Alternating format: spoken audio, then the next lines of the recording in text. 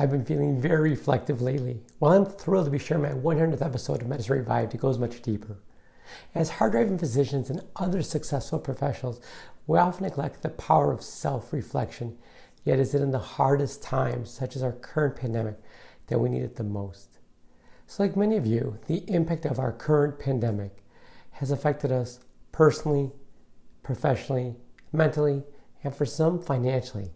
But this I know for sure, that our future success and the achievement of our goals come at the heels of self-reflection.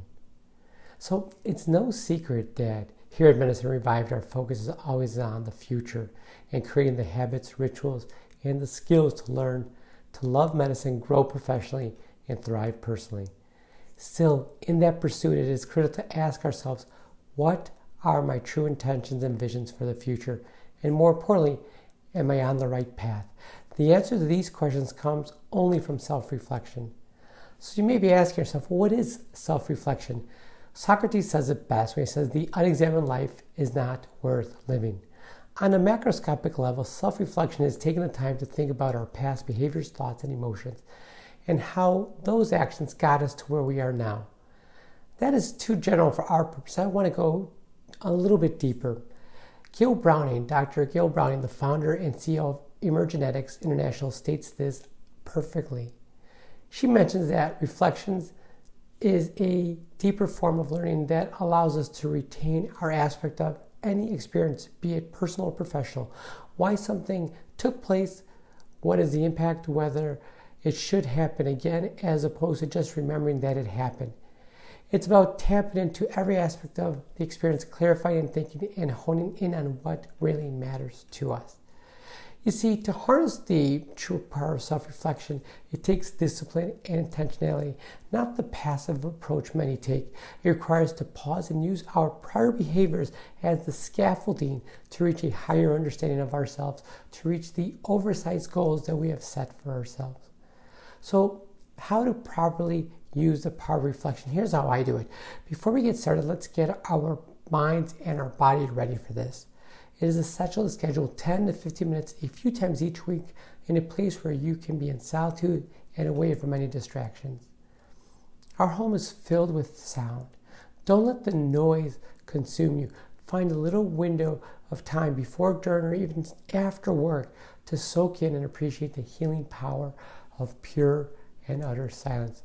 For me, it's during my morning ritual that I do that I'm at most at peace and self-reflected. I sit on my big comfy leather couch in this office and I can instantly get my mind ready for self-reflection. Now, self-reflection doesn't and shouldn't be complicated. At its core, self-reflection answers three key questions. What happened? Why does this matter to me right now? And what am I going to learn from it so I can achieve more? Self-reflection requires you to look back to move forward. Success comes from history, your history, and your past is a wonderful teacher. There's a tendency to forget the past because our past hurts or our past failures, but we are ashamed that we didn't accomplish the goals that we set for ourselves. We didn't lose the weight that we wanted, for example. We didn't submit the manuscript for review or publication. We didn't improve our relationships. Additionally, our community and our popular media actually discourage looking back. The perception is that the past is the past and it cannot be changed. So why bother? Well, this flawed thinking will only lengthen your road to your goals and do you to repeat your past failures. Friends, I've been there too. Now, the accomplishments achieved over the last 30 days provide really you the confidence and template for future achievements. Celebrate these no matter how small they are. They are essential to your overall health. Now keep track of your self-reflection. I have 2 tools that help you with this, and I know they will help you too. First, I journal every day, twice a day. Friends, if you have not made this a habit, please start today. For those afraid of starting or staring at a blank page, then a journal with a writing prompt is really what you need.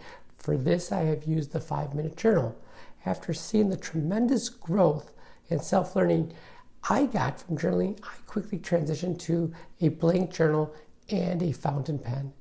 And in my journal, I write about what I'm grateful for and where I am in my path toward completing my goals. Now, some writing prompts that I use are, what are some obstacles that I've encountered today, real or perceived? How am I breaking through those obstacles? What is preventing me from achieving my goals? Now, the other indispensable tool that I use is Michael Hyatt's Full Focus Planner. The uniqueness of this planner is that it allows me to focus on the job at hand, my one thing. The entire planner has been a game changer for approaching my goals, but the one section I find incredibly valuable is the daily pages section. The daily pages section of the Full Focus Planner has you list your daily big three, your three most important tasks, and it has you complete a weekly, quarterly, and quarterly review. It encourages you to write down your wins as well as what worked and what needs to be adjusted. Ask yourself, why does this matter now? I hate repeating mistakes. I absolutely hate it. Now, Albert Einstein is widely credited for saying the definition of insanity is doing the same thing over and over again and expecting a different result. Well, this holds true in our lives in aspects of physician burnout. So, if you want different results, you have to do things differently. It seems intuitive, but rarely done. It's human nature to get comfortable with the pattern of our daily lives, and that's precisely what the problem is. Look at your last 30 days and quit making the same errors again. It speeds up your learning trajectory. Your past mistakes are your best teachers. Learn from them. Be intentional and accept that we will all make mistakes.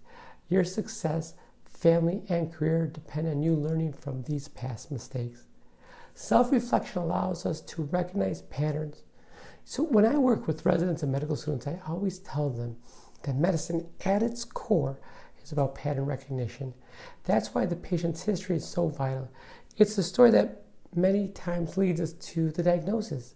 We use medical scribes in the emergency department, and many times they will have the chart pre-filled for me even prior to speaking with the patient, because my series of questions that I ask my patients are relatively the same. This way, I pick up subtle differences. Sometimes it's the way they answer a question, or sometimes it's something simple as a pause. But it is the small differences I try to pick up. The same goes for our past 30 days. Recognize the pattern that is preventing you from achieving your goal. Are you always late for an appointment? Okay, well, why is this?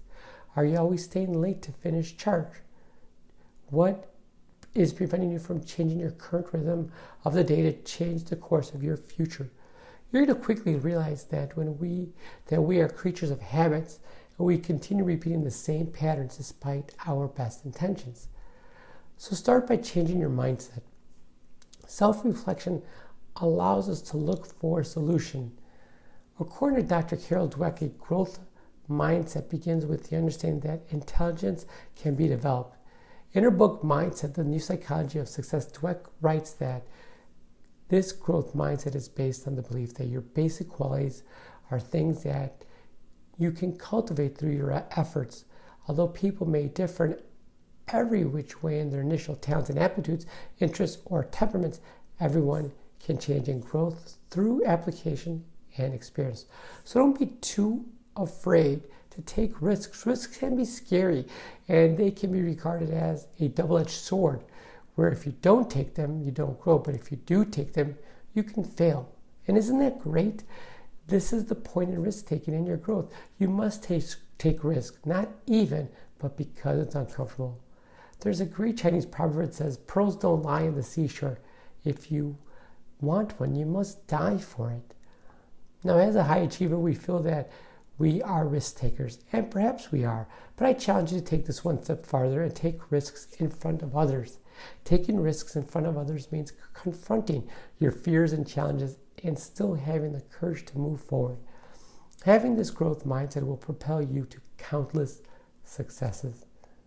Will you fail at times? Sure. Will you look silly in front of others? Maybe, but that's the process needed for you to learn, grow, and thrive in medicine. What's magical about this is that others will begin doing the same. Soon your entire team will learn from the lessons, inspiration, and success of others. This, my brothers and sisters in medicine, is what cultivates a culture of medicine that we are seeking. Savor the journey of self-reflection. When you catch yourself struggling with this task, say to yourself that you haven't mastered it yet. Simply say not yet.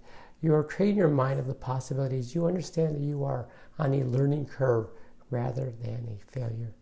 You can change your mindset from a fixed mindset to a growth mindset, but appreciating progress over perfection. Progress, not perfection, has been instrumental for me. It has allowed me to accept that perfection is a mythical concept and to refocus my attention on growth instead. Understand this though, I'm not always striving for excellence in my day. I am always striving for excellence in my daily life, personally and professionally, but do I achieve it every day? No, of course not. But do I learn something more every day? Even if it's 1% more? Yeah, I sure do. Remember, it's not what you can't do, it's what you can't do yet. So friends, start today. I'm going to leave you with a quote from Theodore Roosevelt. Nothing in this world is worth having or worth doing unless it means effort, pain, and difficulty. No kind of life is worth leading if it is always an easy life. I know your life is hard. I know that your work is hard. And the hardest of all those of you who have the highest trained consciousness and who therefore always feel how much you ought to do. I know your work is hard, and that is why I congratulate you with all my heart. I have never in my life envied a human being who led an easy life. I've envied a great many people who have led difficult lives and led them well. That's a great quote, and that's how I want to leave you with this week, friends. Until next time, be good to yourself and each other.